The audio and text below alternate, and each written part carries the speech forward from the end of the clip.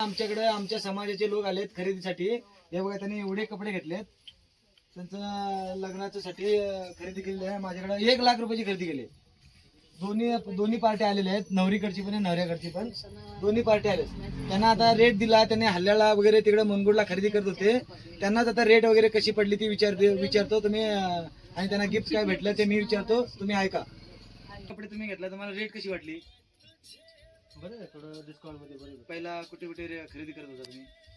खरेदी केलं, हल्याला केलं, दांडेला केलं, मोठोगडला केलं, तरी जरा बरंच फरक वाटला. कशाचा फरक वाटला तुम्हाला? म्हणजे फरक म्हणजे आम्हाला शर्टांचा फरक वाटला, त्यानंतर साड्यांचा फरक वाटला, आणि परत या टावेलांचा पण फरक वाटला.